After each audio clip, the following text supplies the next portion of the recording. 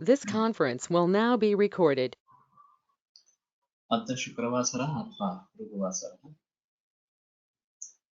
भाद्रपद शुद्ध एकादशी दिनांक 17 सितंबर 2021 रसरत्न समुच्चय गिरिसिंधु शंखं चक्रं यथाकान् दधतमृतकटं चारुदोर्भिश्चतुर्भिः सूक्ष्मस्वच्छातिरित्यां शुकपरिविलसन् मौलिमम्बोधनेत्रं कालाम्बोधोज्ज्वलाङ्गं कटितटविलसच्चारुपीताम्बराढ्यं वन्दे धन्वन्तरिं निखिलगतवन प्रौढदावाग्निवीरम्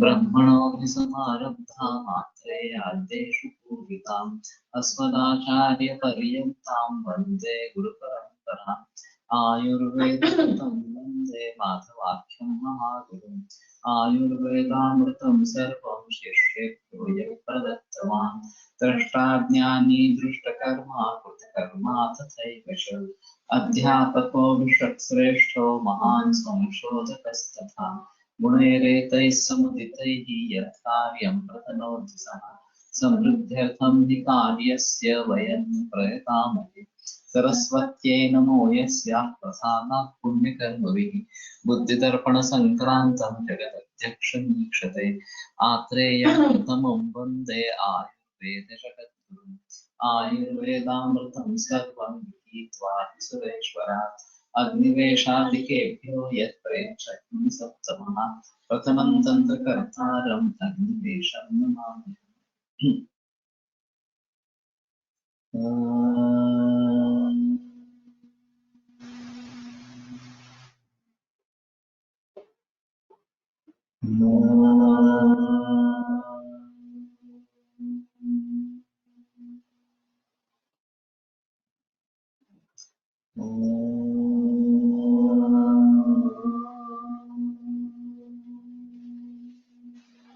ओम शांति शांति शांति।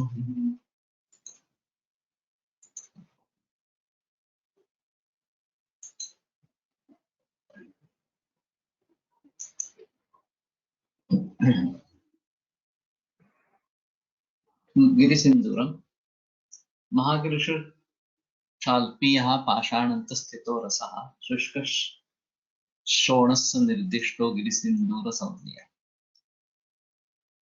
तो बड़े बड़े पर्वतों में पाषाणंत स्थित अल्पः रसः, पाषाण में स्थित अल्प इस प्रकार का रस, शुष्कः शोणः वो सूखा होता है और रक्तवर्ण का होता है, निर्दिष्टो गिरिसिंधूर संज्ञा, उसको गिरिसिंधु इस प्रकार से कहा जाता है। तो मालूम नहीं गिरिसिंधूर बाजार में मिलता है क्या, या सिंदूर को ही गिरिसिंधूर कहते हैं। त्रिदोष शमनम भेदे रसबंधनम अग्रिमम देहलोकरम नेत्र्यम गिरिसिंधूरम ईर्तम। तो त्रिदोष शमन भेदी अग्रिमम रसबंधनम तो पारद बंधन में श्रेष्ठ, देहलोकरम और नेत्र्य, ये नेत्र्य फलश्रुति काफी औषधियों के बारे में आ रही है और उतना हम उसका प्रयोग नहीं कर रहे हैं। गिरिसिंधूरम ईरितम, is it available in the market? अतः हिंगुलः हिंगुलः शुकतुंडाख्य हंसपाकस्तथा परः प्रथमोल्पगुणस्तत्र चर्मारस्थ निगद्यते। पहला शुकतुंड जो है वो अल्पगुण और उसको चर्मार भी कहते हैं। श्वेतरेख प्रवालाव हंसपाकस्य, श्वेत रेखा और प्रवाल जैसे दिखने वाला ये हंसपाक बताते हैं। हिंगुल सर्वदोषज्ञो दीपनोति रसायनः सर्वरोगहरो वृक्षगारणाय अधिशिष्यते। तो ये सर्वदोषज्ञ है, दीपन अति रसायन, सर्वरोगहर वृक्ष और जारणाय अतिशस्यते। जारणा के लिए अच्छा है। एतस्माद् आरुतस्सूतो जीर्णगन्धसमो गुणैः।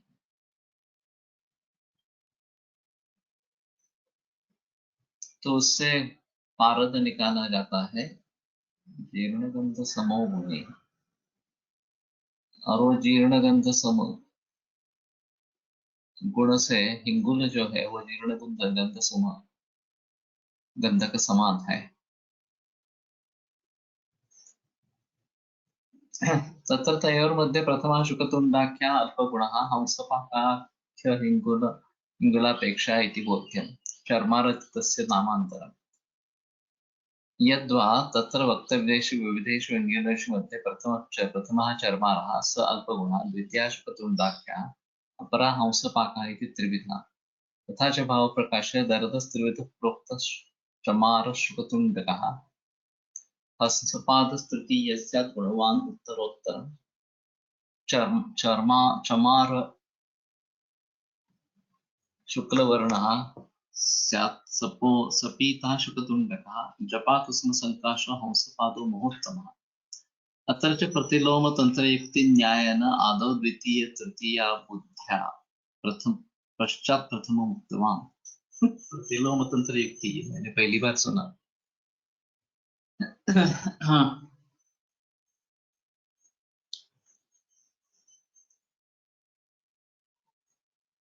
श्वेतरेखा इति शुभ्रोज्ज्वल रेखा विशिष्ट जारणाय भस्मीकरणाय जीर्णगंध समं शोधित गंधक सदृशः जीर्णशुद्धेन शोधितो बुद्ध्या अथवा जीर्णगंधसना गंधिक द्राव सम गंधकदृतिरेव गंधक जारणा उच्यते। तो जीर्णगंध का मतलब एक तो शोधित गंधक या फिर गंधक धृति, वो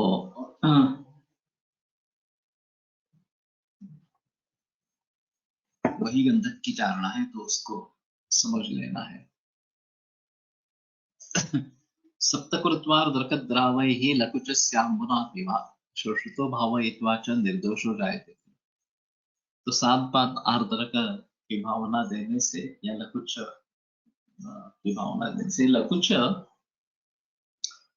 इस प्रकार से शोधन में काफी आया है जो त्रिदोष कारक है वास्तव में, लेकिन यहाँ पे दिखाई देता है कि वो शोधन की प्रक्रिया में बताया गया इस प्रकार।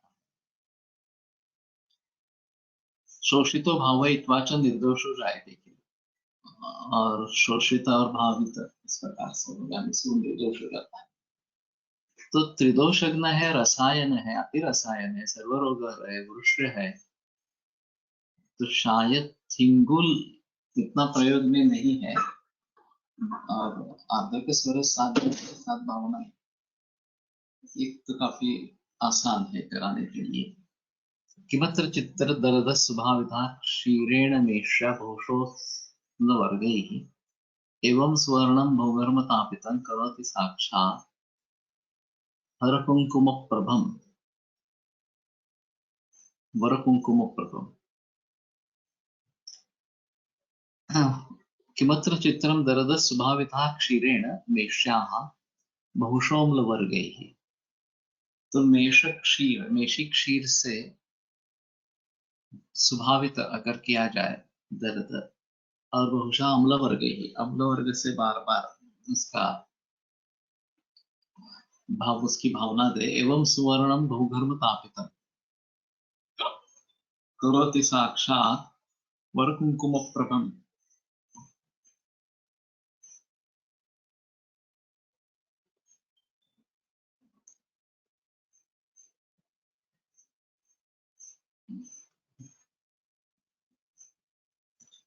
मेषो दुग्धेन मेषी दुग्धेन तथा अम्लवर्गेण च सप्तवारान् भावितं हिंगुलं सेवितं प्रखरातपतप्तं नरप्रवर कुंकुम सदृश शोभन वर्णन करोति नरम।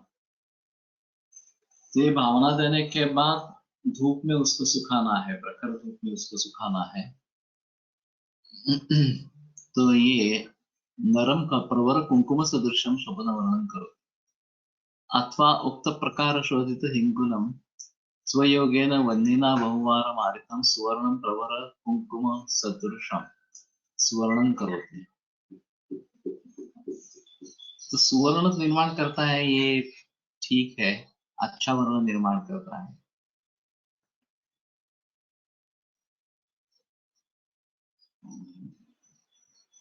लिकुच तैल अवेलेबल, वैद्यरत्न यूज्ड इन वातरक, कैप्सूल हिंगुल भस्म अवेलेबल।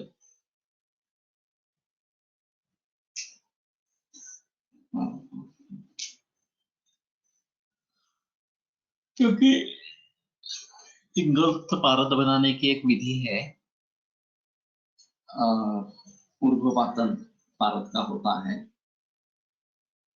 तो लेकिन हिंगुल ही इस प्रकार से प्रयोग में नहीं लाया जाता, तो शायद ये बनाना थोड़ा आसान रहेगा।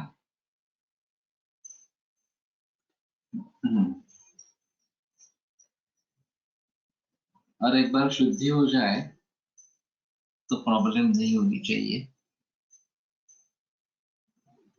तो मैं सोचता हूँ ये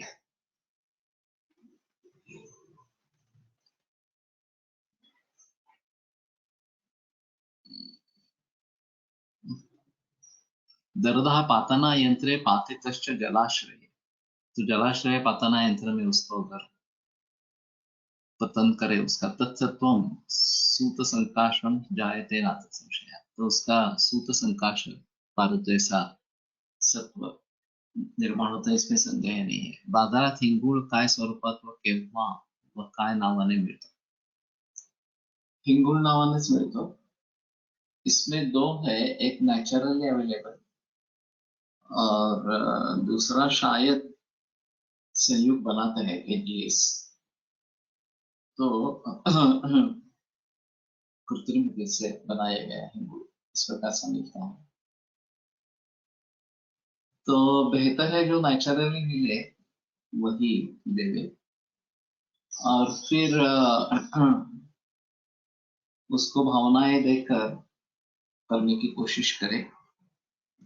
एवीएस में जो प्रयोग किया गया है वो क्या है, एक बार देखना चाहिए।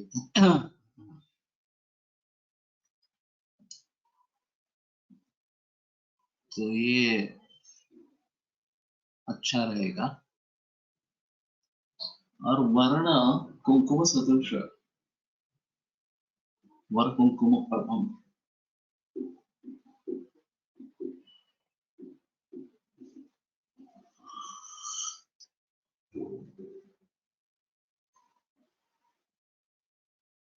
तो केवल आर्द्रक रस वगैरह के साथ शुद्धि अगर की जाए तो सूक्ष्म पद्धति से हिंगुल का प्रयोग हो सकता है।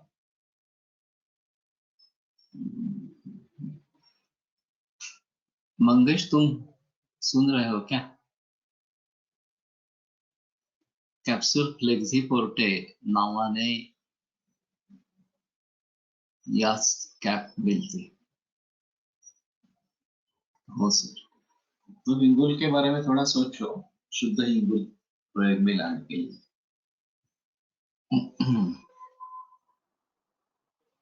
अथ मृदार शृंगकम सदलं पीतवर्णञ्च भवेत् गुर्जर मंडले अर्बुदस्य गिरे पार्श्वे जातं मृदार शृंगकम, अर्बुदस्य सदल पीतवर्ण और गुर्जर मंडल, ये गुजरात में है। अर्बुदस्य गिरे है, अर्बुदगिरि।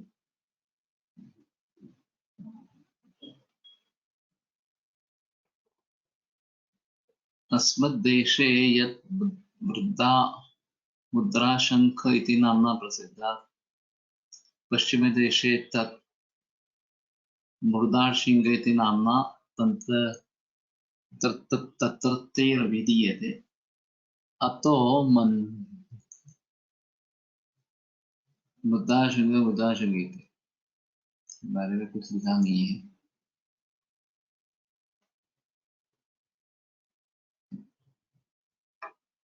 तो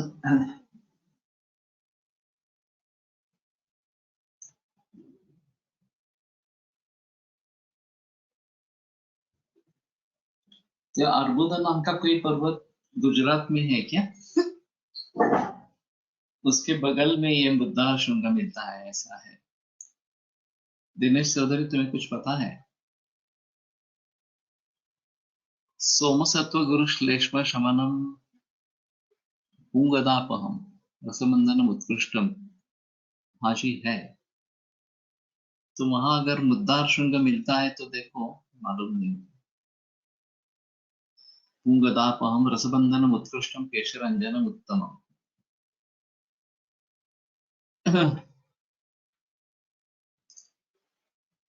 सोमसत्व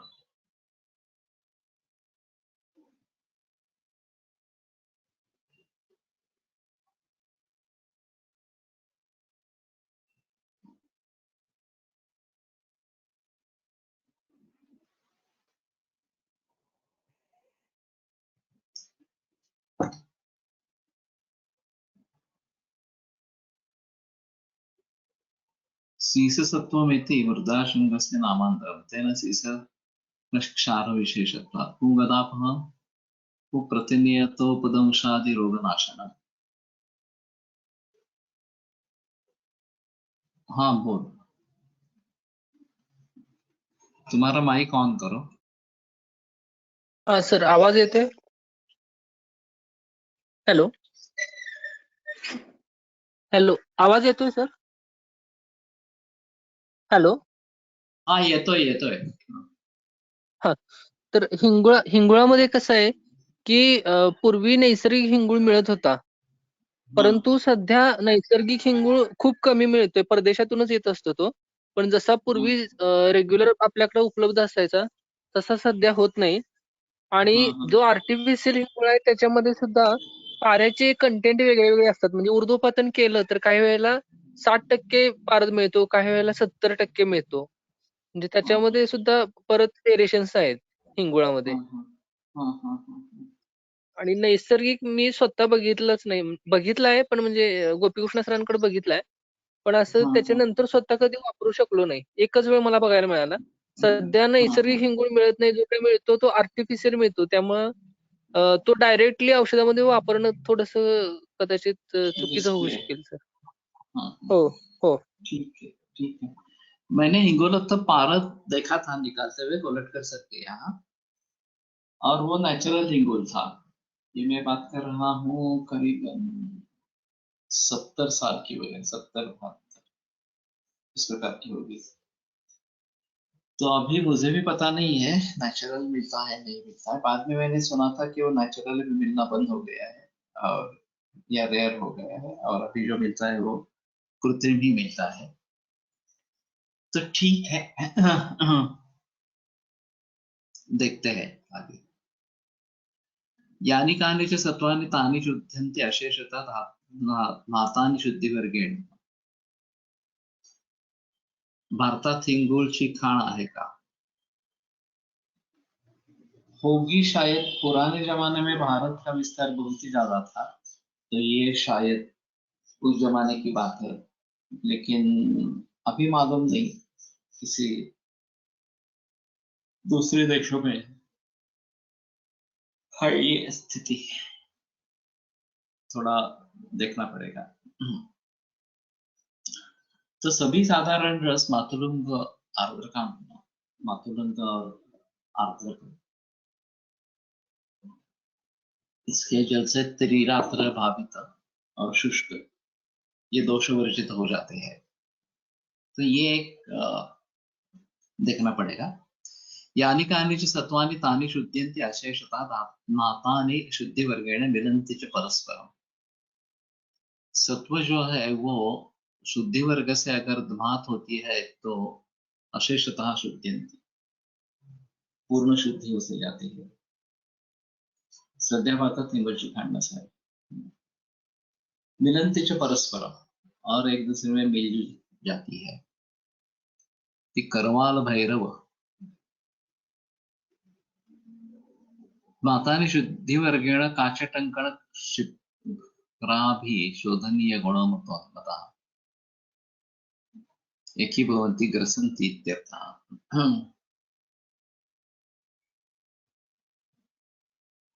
मुद्रा शुल्क पीतवर्णाचे मिळते, पूर्वी नाटकामध्ये चेहरा रंगवण्यासाठी वापरला जात असे लोखंडीकडून काळा। नेचुरल और कृत्रिम को पहचानने का कोई तरीका है क्या? देखने में नेचुरल अपना अच्छा नहीं दिखता, ये जो आर्टिफिशियल है वो अच्छा दिखता है। और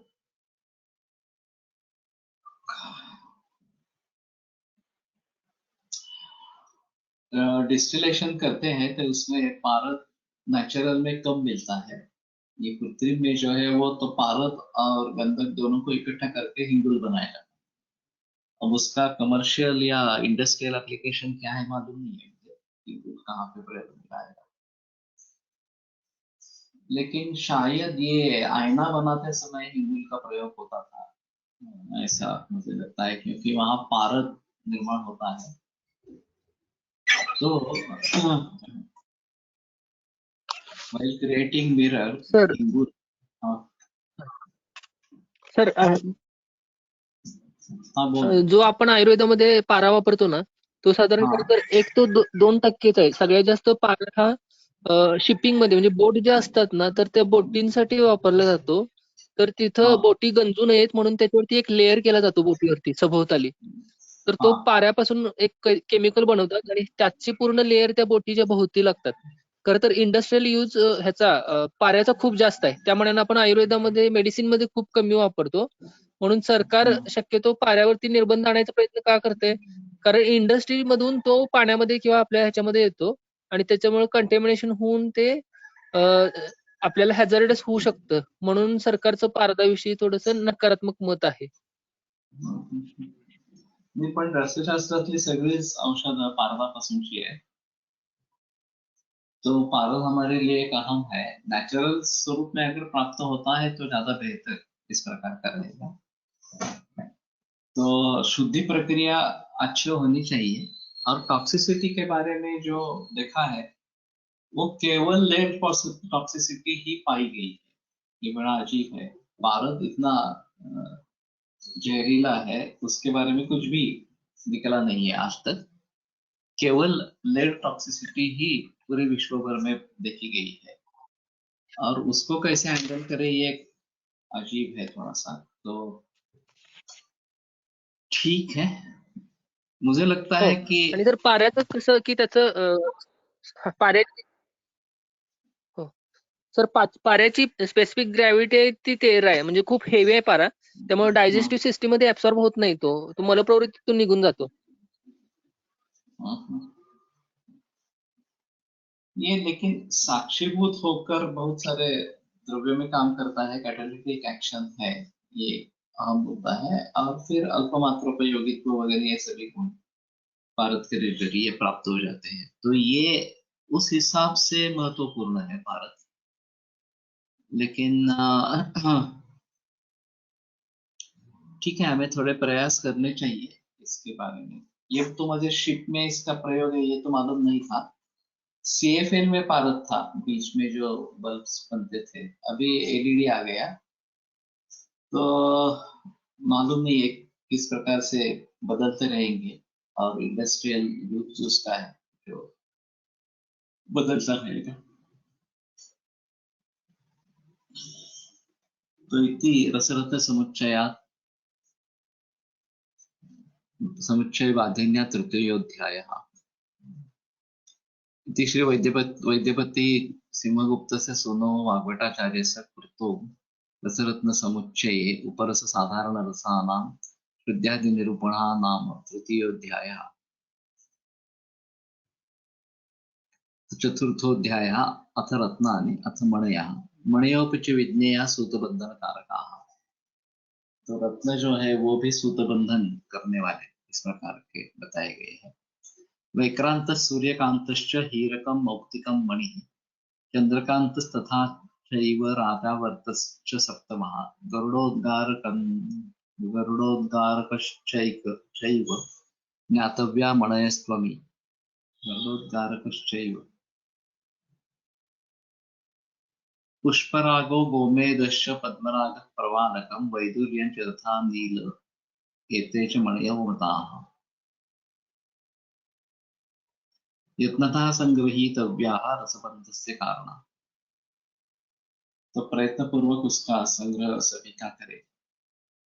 तो विक्रांत, सूर्यकांत, हीरक, मौक्तिक, मणि, चंद्रकांत, राजावर्त 1 2 3 4 5 6 7। तो मणि एक अलग होगा। विक्रांत, सूर्यकांत, हीरक, मौक्तिक, मणि, चंद्रकांत, राजावर्त। गरुड़ोद्गारकश्चैव, नहीं तो ये मणि अलग रखेंगे। चंद्रकांत, राजावर्त और गरुड़ोद्गारक ये 7वां। ज्ञातव्या मणयस्त्वमी। पुष्परागो गोमेदश्च पद्मरागः प्रवालकं वैदुर्यं च तथा नीलम। प्रवाल और वैदुर्य अलग आए। नील एते च मणयो मताः, ये सब मणि बताते हैं।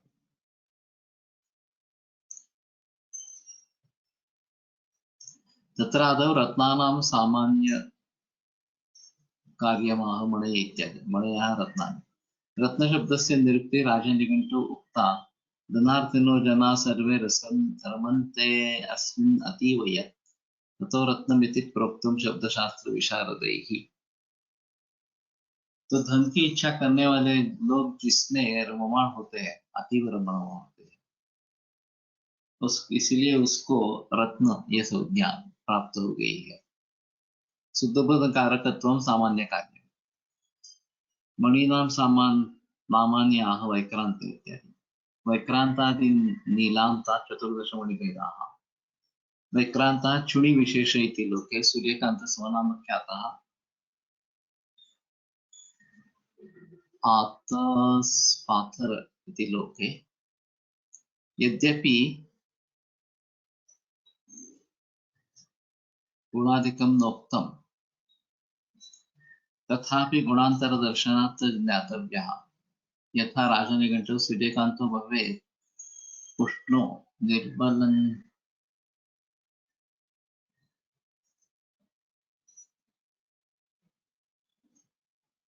आतस्पाथर न तो भवेत् उष्णो निर्मलश्च रसायनः स्वातश्लेष्मरो श्लेष्मेध्य पूजनात् रवितुष्टितः। तो उसके पूजन से रवि की तुष्टि होती है, रवि प्रसन्न होता है। मणिस्फटिकोपल अस्यापि गुण यथा राजनिघण्टु। तो राजनिघण्टु इसमें इसके बारे में ज्यादा है। पित्तदाह रोगघ्न रत्न समवीर्यश्च इति। तो ये निघंटु इनका ग्रंथों का काल बृहत्त्रयी के बाद और रसशास्त्र के पहले, उदय के पहले इस प्रकार का निश्चित होना चाहिए। जिस प्रकार से पौराव पर ये इसमें आ रहा है। तो चंद्रकांत सस्तु शिशिरः स्निग्ध पित्तास्त्र तापरुत् शिव प्रीतिकर स्वच्छा ग्रहालक्ष्मी विनाशकृत् इति। राजावर्तः पश्चिमदेशे रेवट्टी नाम्ना ख्यातः है। गरुड़ोद्गारक मरकत इति लोके।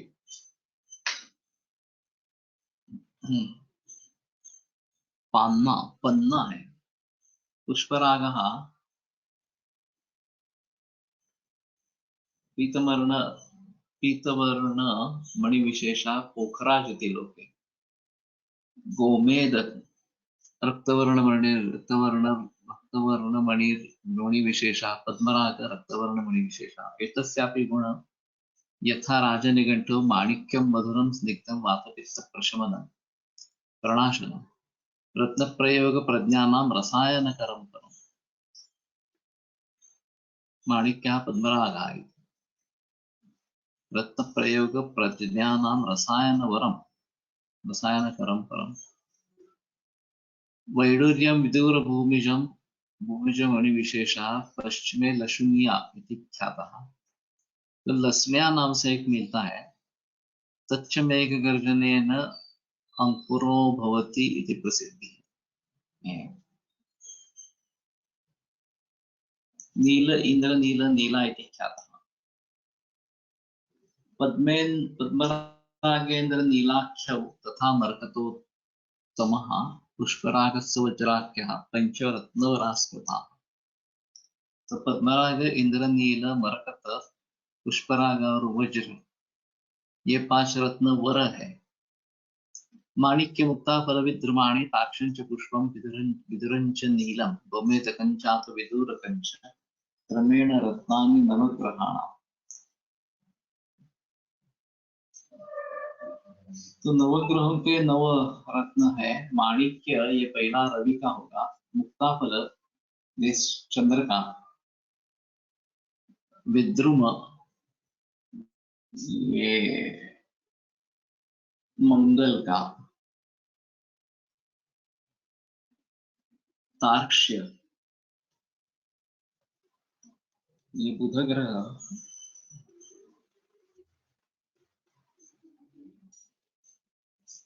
पुष्पन सिंदूर ताक्षंच पुष्पम ये गुरु का,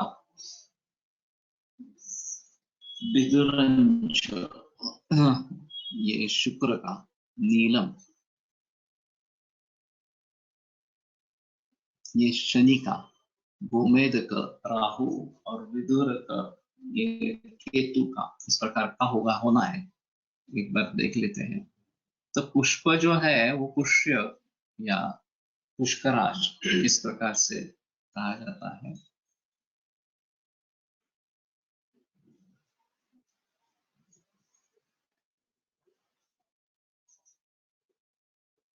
ग्रहाणो मैत्र्या गृहाणा नवग्रहाणां मैत्री प्रसादम अनुलक्षीकृते महान ग्रहानुमेयौ मैत्री तथा नवग्रह प्रसादन हेतुना इत्यर्थः कुर्विन्दः पद्मराग क्रमेण पौरापर्यानुसारेण मुद्रया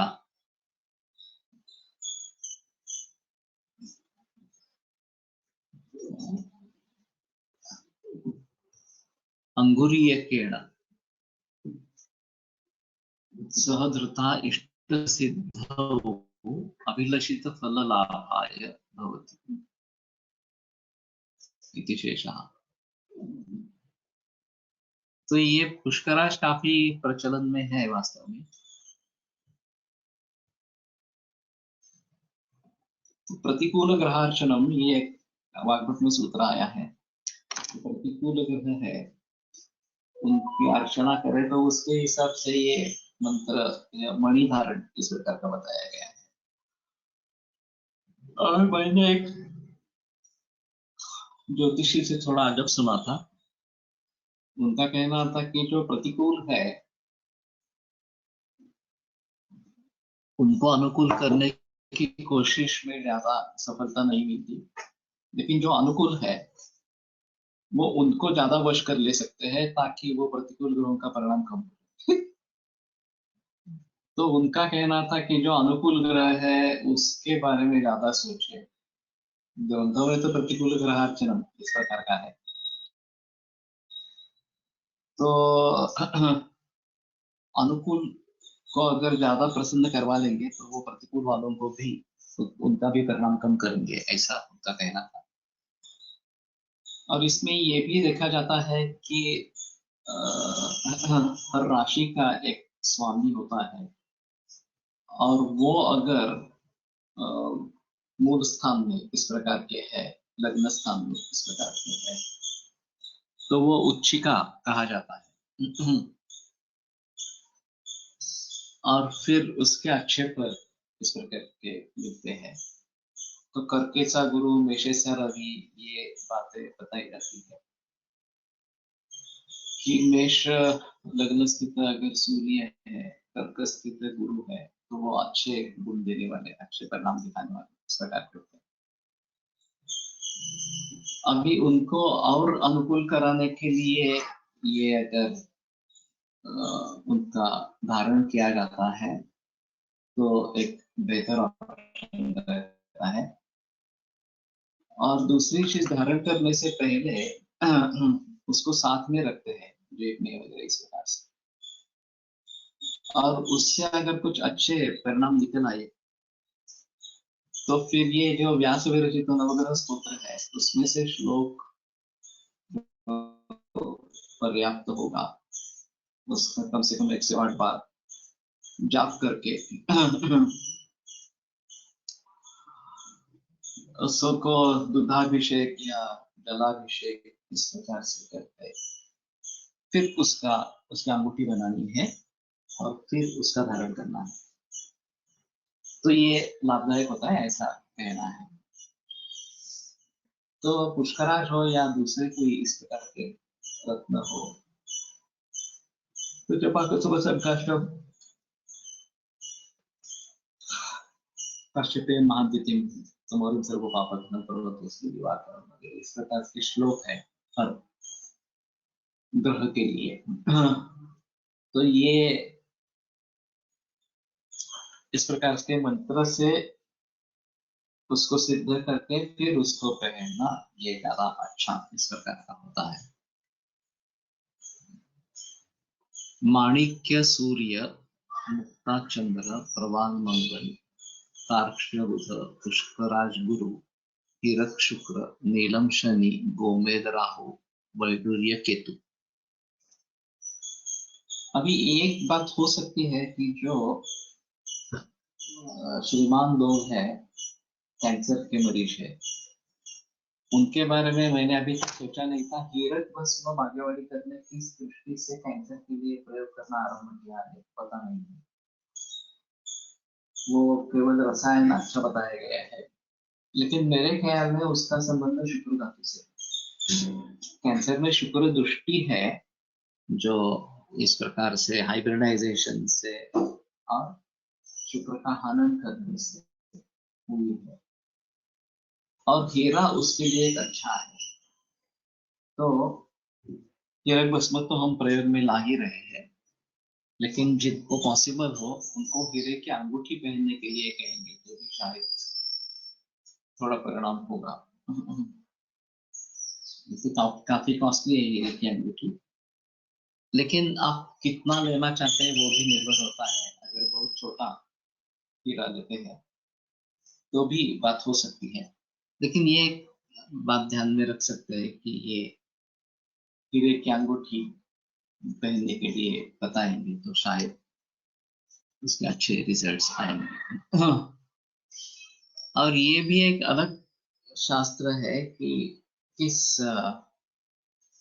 ग्रह की अंगूठी का किस व्यक्ति में प्रयोग करना है, तो ये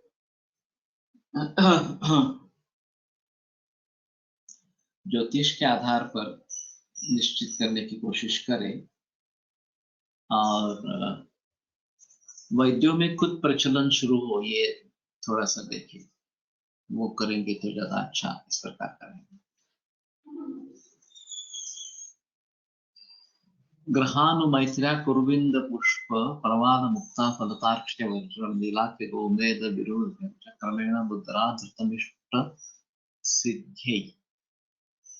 तो मुद्रा का धारण इस प्रकार का करना है। रंगा रत्न अंगूठी का प्रभाव लाइफ लॉन्ग रहता या कुछ कालांतर पर अंगूठी की रत्न बदलना चाहिए, अंगूठी का रत्न बदलना चाहिए।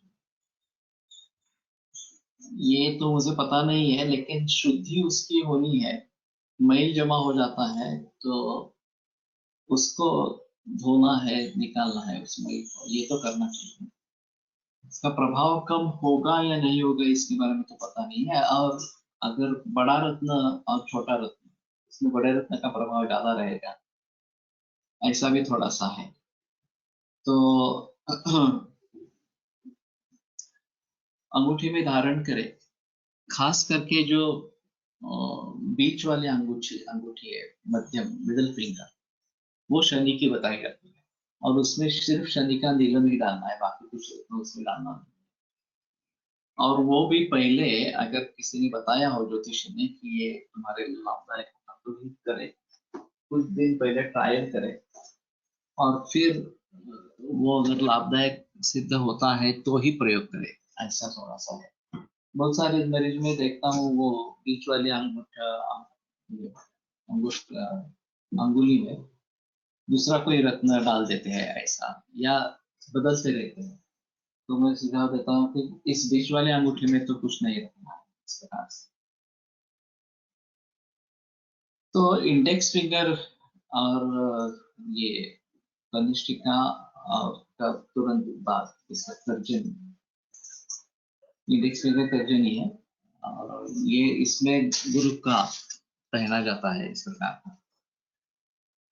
लेकिन ये एक अच्छा तरीका है कि इस प्रकार से रत्नों का धारण करें तो उसका एक प्रभाव रहता है।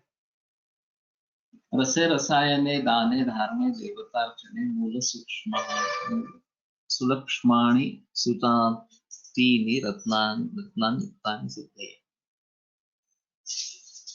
तो पारक बंधन के लिए, रसायन के लिए, दान देने के लिए, धारण करने के लिए और देवतार्चन करने के लिए सुलक्ष्माणि, इनके अच्छे लक्षण है। सुजातिनी और सुजात इस प्रकार की है। रत्नानि उक्तानि सिद्धे, इस प्रकार के रत्न सिद्ध के लिए अच्छे बताए गए। मैंने अबू धाबी में देखा था, मेरा जो पुष्कराज है वो मैंने देखा था वहां पे, वहां उनके पास कोई यंत्र था तो उन्होंने इस यंत्र के जरिए देखा और कहा कि ये बहुत ही अच्छा पुष्कराज है जो आपको मिला है। इस प्रकार से घोड़े की नाल की अंगूठी भी शनि के लिए पहनाते हैं कुछ लोग मिडल फिंगर में। घोड़े के नाल की अंगूठी मैंने पहली बार सुना। ठीक है, जो भी प्रचलन इसमें है वो सभी हमें देख लेना चाहिए। और शनि का जो 7.5 है वो पूरे लाइफ में 3 बार आती है।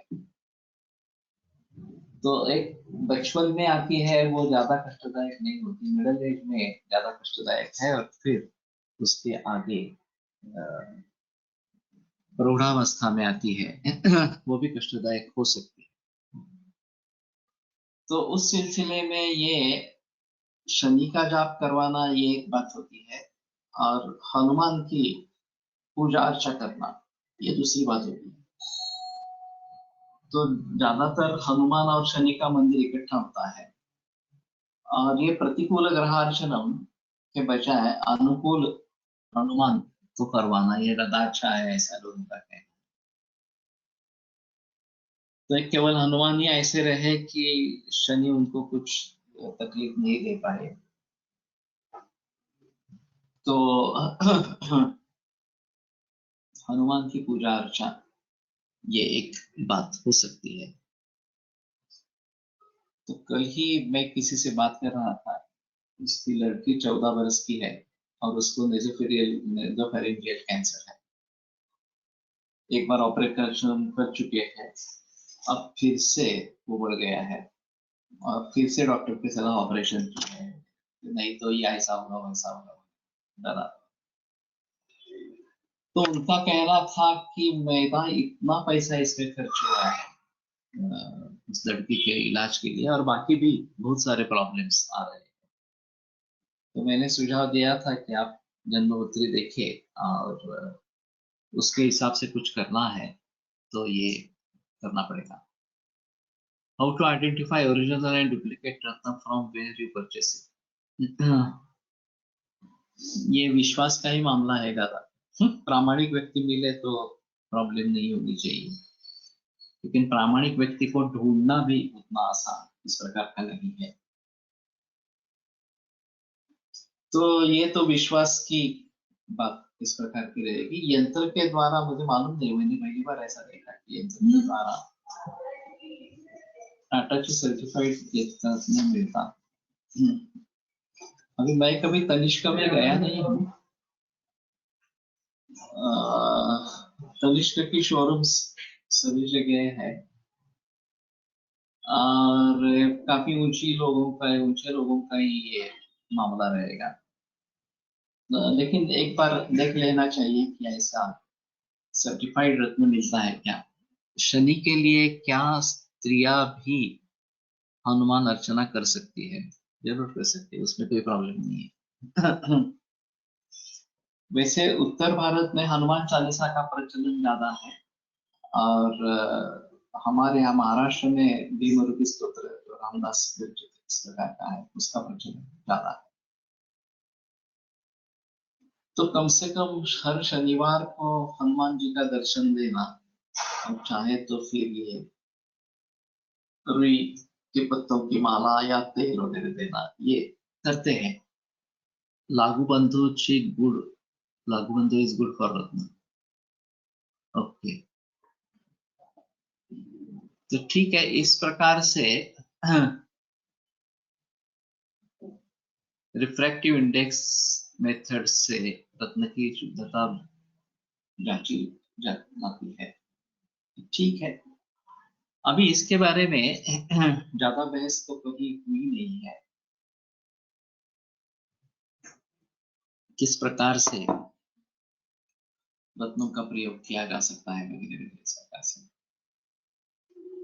और एक पॉजिटिविटी इसमें क्रिएट होगी, ये अलग बात है, लेकिन इसमें हमें ही प्रयास करने हैं आगे।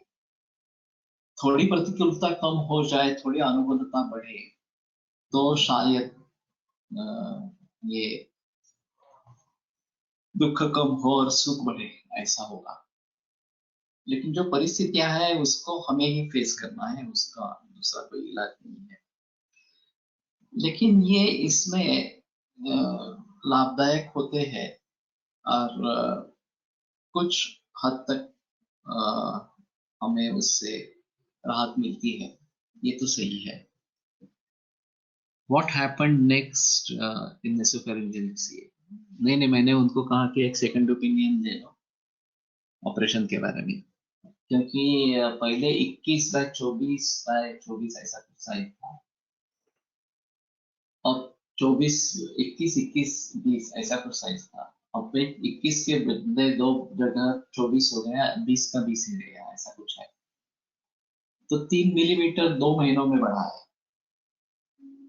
तो मैंने कहा ये रफ्तार ज्यादा नहीं है, उसको तकलीफ ज्यादा नहीं है, नस्य वगैरह चारों मैंने ख्याल से दिया है नस्य के लिए। तो एक फ्रंटल साइनस ब्लॉक होने जा रहा है, ऐसा है। तो इस प्रकार से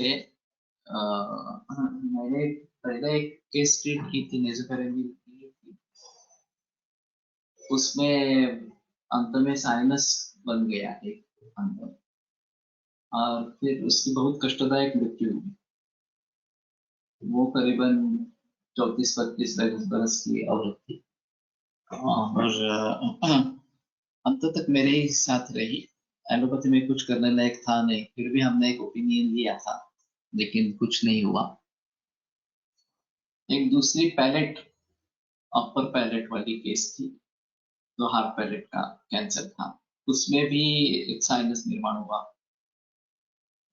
और काफी दर्द वगैरह होता था, फंगेट भी हुआ था। तो ये काफी मुश्किल है केसेस ट्रीट करने के लिए। और ये तो छोटी लड़की है, 14 वर्ष की है, तो इसमें वो बहुत दिक्कत वाली बात है। और उसका कहना था मुझे चॉकलेट खाना है, मैंने ठीक है कहा 15 दिन में एक बार खाओ। दूध 2 लीटर ले ली है, दूध के साथ फिर रोटियां भी शुरू की थी, उसका कहना था नहीं मुझे चॉकलेट खाना है। मैंने कहा ठीक है खाओ, एक बार 15 दिन में एक बार खाओ। तो ये अजीब होता है थोड़ा सा। तो इस सभी स्थिति में खास करके कैंसर के बारे में थोड़ा सा सोचना जरूरी होगा, क्योंकि पूर्व जन्म से क्या लेके आए हैं, ये भी एक इसमें अहम बात होती है। और वो इसके बारे में अगर कुछ पता चले तो शायद हम कुछ कर पाए, ये ग्रह के हिसाब से वगैरह इस प्रकार से। तो रस रसायन दान दान की भी बात कही गई है, इनका दान करे, धारणे देवता अर्चने। अब ये तो देवता अर्चन अलंकार पहनाए जाते हैं, उस अलंकार में रत्नों का प्रयोग हो सकता है, लेकिन उसके लिए सिक्योरिटी वगैरह बहुत ज्यादा करनी पड़ती है। तो सुलक्ष्मणे सुजातीनि रत्नानि उक्तानि सिद्धे, तो सुजाति वाली इस प्रकार की सुलक्ष्मण लक्ष्मण इस प्रकार के रत्न इस सिद्धि के लिए अच्छी इस प्रकार की बताई गई।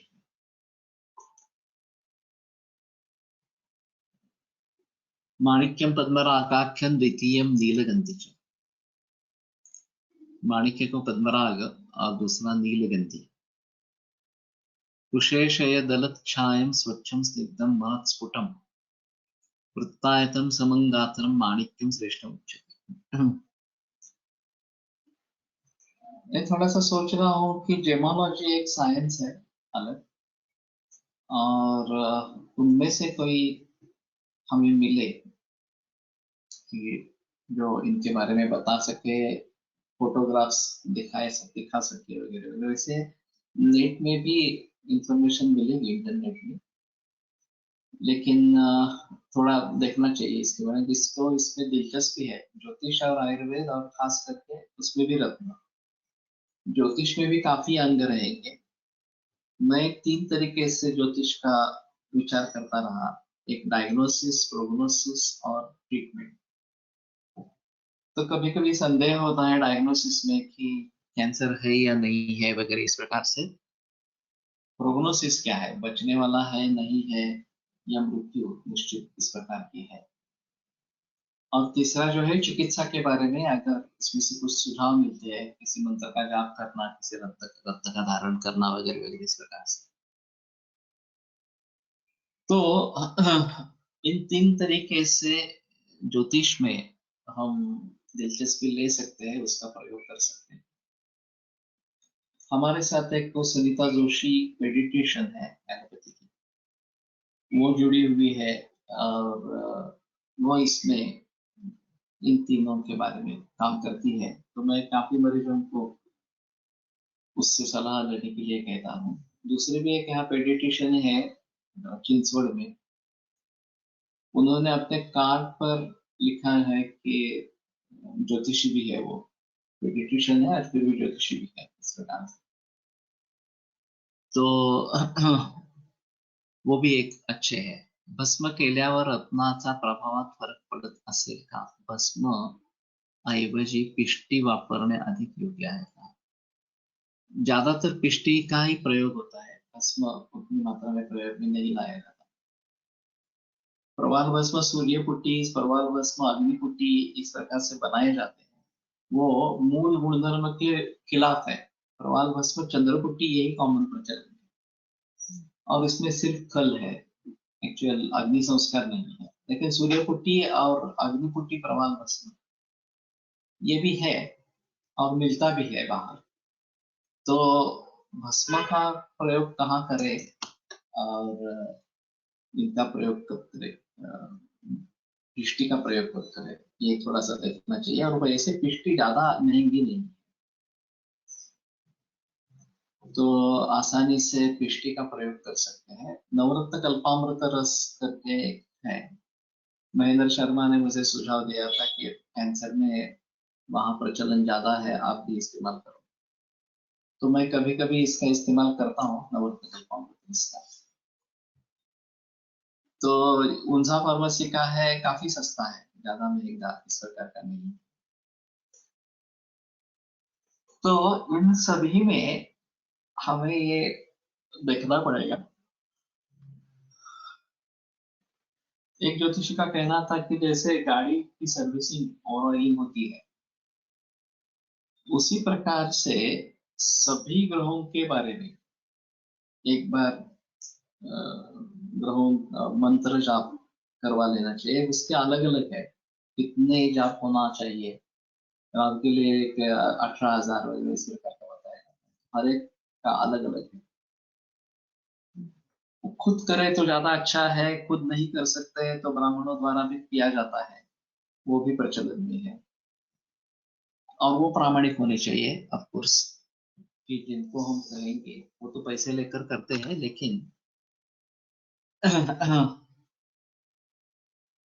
सही रूप से जाप हो, ये थोड़ा देखना पड़ेगा इस प्रकार से। तो मुझे लगता है कि पिष्टी ज्यादा अच्छी है प्रयोग में लाने के लिए। कुशेषे दलच्छायं स्वच्छं स्निग्धं महत्स्फुटं वृत्तायतं समं गात्रम्। तो कुशेषे दल जैसा स्वच्छ स्निग्ध महत्स्फुट वृत्त आयत विशाल भी है, समं गात्रम माणिक्यम श्रेष्ठ उच्यते। नीलम गंगाम्ब संभूतम नीलगर्भारुणच्छवि पूर्वमाणिक्यवत् श्रेष्ठम माणिक्यम नीलगंधित। नीलगंधी माणिक्य है। तो गंगाम्ब संभूतम, मालूम नहीं गंगा में कहाँ मिलता है इस प्रकार से। नीलगर्भारुणच्छवि, जिसमें नील वर्ण अंदर है और अरुण वर्ण है, कांति है। पूर्व माणिक्यवत श्रेष्ठम, ये भी पूर्व माणिक्यवत श्रेष्ठ है। माणिक्यम नीलगंधी, तो नीलगंधी माणिक्य कहते हैं। रंधकारकस्य मालिन्य रौक्ष वैशद्य संयुतम चिपिटम लघु वक्त्रं च माणिक्यम दुष्टम अष्टधा। रंध्र जिसमें छिद्र हो, कार्कश्य कर्कशता हो, मालिन्य रौक्ष अवैशद्य संयुतम चिपिटम लघु वक्त्रं च माणिक्यम दुष्टम अष्टधा। तो ये माणिक्य दुष्ट माणिक्य इस प्रकार का बताया गया। माणिक्यम दीपनम वृषण कपवात क्षयातिन भूत वेताल पापघ्नम कर्मज व्याधि नाशनम। अरे वाह, ये दीपन वृक्ष्य कपवात क्षय और अर्ति इनका नाश करने वाला। भूत वेताल पापघ्नम, ये तो और है, वेताल का पहली बार देखा, भूत अभी कई जगह आया था, और पापघ्नम कर्मज व्याधि नाशनम, और कर्मज व्याधि का नाश करने वाला।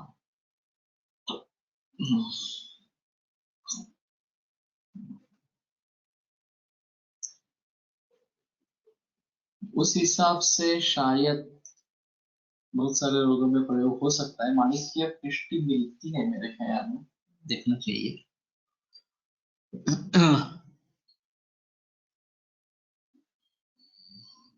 माणिक क्या दिखा रहा हूं।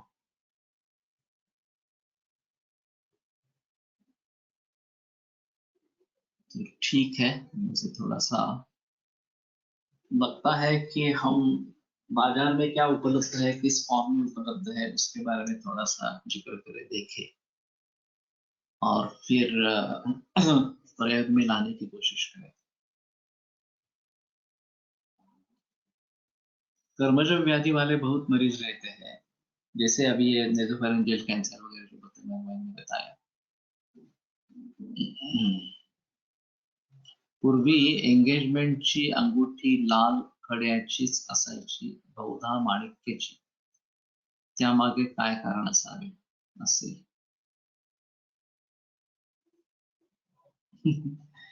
इन गुणधर्मों को देखकर शायद हो सकता है, देखना पड़ेगा।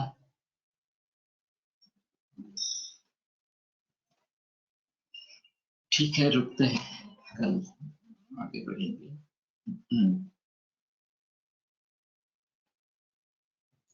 आयुर्वेद प्रकांडो निगदित इह हि शल्यतंत्र प्रधानः शिष्येभ्यः शाश्वतोऽयं निखिलजनकृपा व्याप्तचित्तेन येन आयुर्वेदस्य वाञ्छन् पुनरपि भुवने तां च सुष्ठु प्रतिष्ठां श्रेष्ठं धन्वन्तरिं तं प्रणमति च सदा वैद्यवर्गो हिन्दं वैद्यवर्गो हिन्दम्।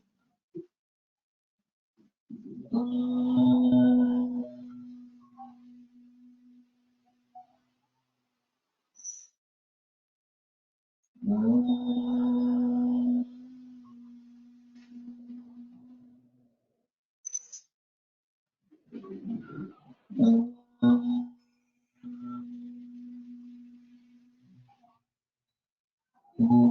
Shanti Shanti Shanti.